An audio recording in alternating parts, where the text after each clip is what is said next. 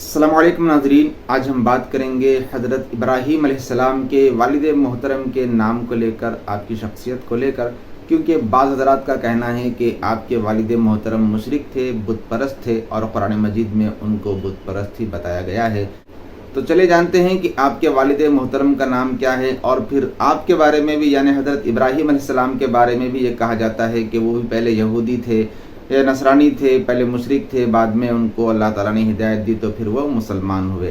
तो ऐसी बातें कही जाती हैं। कुरान मजीद क्या कहता है हज़रत इब्राहीम अलैहिस्सलाम के बारे में, हमको जानने की ज़रूरत है। तो चलिए टॉपिक शुरू करने से पहले एक मरतबा नबी और आले नबी की बारगाह में दुरूद शरीफ का नजराना पेश कर लेते हैं। अल्लाहुम्मा सल्लि अला सय्यिदिना व शफीइना व हबीबिना व मौलाना मुहम्मदिन व अला आलि सय्यिदिना व शफीइना व हबीबिना व मौलाना मुहम्मदिन व बारिक व सल्लिम सलातम व सलामन अलैका या रसूलल्लाह सल्लल्लाहु अलैहि व आलिहि वसल्लम। दरअसल सूरह अल-अनआम में एक आयत करीमा है जिसमें अल्लाह ताला ने हज़रत इब्राहीम अलैहिस्सलाम के अबीह का जिक्र करते फरमाया वो बुत परस्त थे। जैसा कि कुरान कहता है वइज़ क़ाला इब्राहीमु लिअबीहि आज़रा अतत्तखिज़ु असनामन आलिहा, यानी यहाँ हज़रत इब्राहीम अलैहिस्सलाम अपने अबी यानी अपने बाप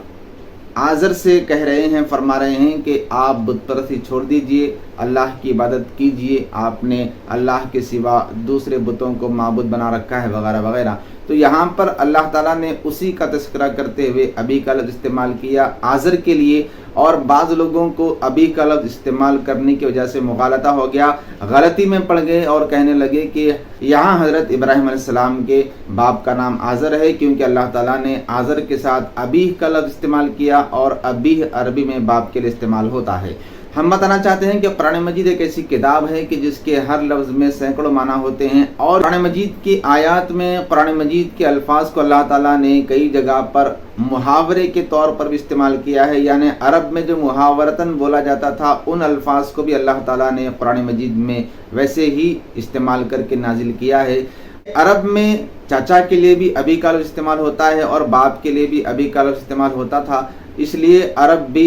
चाचा को अभी ही कहकर पुकारते थे। इसलिए अल्लाह ताला ने इब्राहीम अलैहिस्सलाम के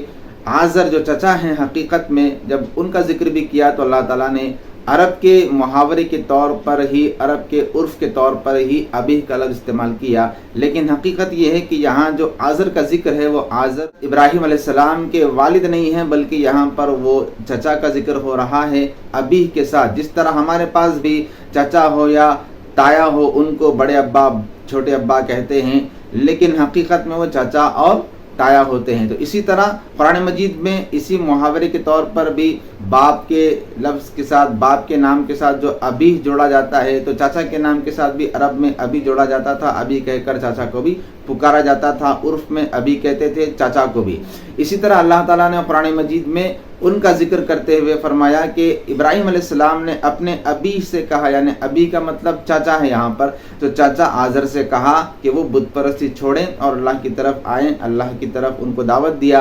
तो मालूम हुआ कि हज़रत इब्राहीम अलैहिस्सलाम के वालिद नहीं है, यहाँ पर उनके चचा हैं। हज़रत इब्राहीम अलैहिस्सलाम के फिर वालिद साहब का नाम क्या है? तो हज़रत इब्राहीम अलैहिस्सलाम के वालिद के नाम के बारे में शजर पाक में आता है, हर नबी का नसबनामा होता है। हज़रत इब्राहीम अलैहिस्सलाम का नसबनामा शजर पाक पढ़ेंगे तो मालूम होगा हज़रत इब्राहीम अलैहिस्सलाम के वालिद का नाम तारीख़ बताया गया है, आज़र नहीं बल्कि तारीख़ ते अलिफ रे खे, ये इब्राहीम अलैहिस्सलाम के वालिद का नाम है। और हज़रत तारीख़ जो हैं इब्राहीम अलैहिस्सलाम के वालिद, ये बुत परस्त नहीं थे बल्कि ये तौहीद परस्त थे, अल्लाह को मानने वाले थे, मुवहिद थे और हक परस्त थे। तो इससे पता चला कि इब्राहीम अलैहिस्सलाम के वालिद तारीख़ हैं, आज़र नहीं, आज़र उनके चचा का नाम है। ये बुत परस्त थे और ये बुतगर भी थे,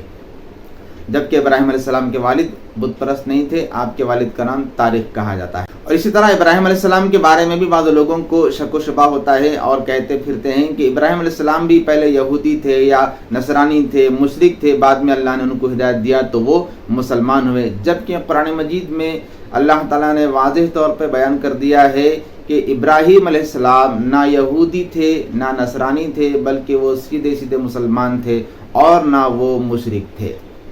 कुरान मजीद खुले अल्फाज में कह रहा है कि इब्राहीम अलैहिस्सलाम کبھی بھی مشرک نہیں تھے. ایسا نہیں تھا کہ پہلے مشرک تھے بعد میں اسلام قبول کیا بعد میں مسلمان ہوئے, ایسا نہیں ہے, بلکہ اللہ تعالیٰ نے سرے سے رد کر دیا, تردید فرما دی کہ وہ کبھی بھی مشرک نہیں تھے, نہ کبھی یہودی تھے نہ کبھی نصرانی تھے, بلکہ وہ سچے اور پکے شروع سے ہی مسلمان تھے. ابراہیم علیہ السلام کو یا ان کے والد محترم کو کافر یا بت پرست مان لیں گے تو پھر اللہ کے رسول علیہ الصلوۃ والسلام کے اس قول کی نعوذ باللہ تردید ہو جائے گی کہ اللہ کے رسول نے فرمایا کہ میں آدم سے لے کے عبداللہ تک پاک پشتوں اور پاک رحموں سے منتقل ہوتا ہوا دنیا میں آیا ہوں. اس کا مطلب یہ ہے کہ اللہ تعالیٰ نے آدم علیہ السلام سے لے کر بی بی آمینہ تک جن جن ارحام سے سرکار مدینہ علیہ الصلوۃ والسلام کو گزارا, جن جن اسلاف سے حضور اکرم علیہ الصلوۃ والسلام کو گزارا, وہ سب کے سب پاکیزہ تھے, کوئی بھی بت پرست نہیں تھا, سب کے سب مومن اور اللہ کے نیک بندے تھے.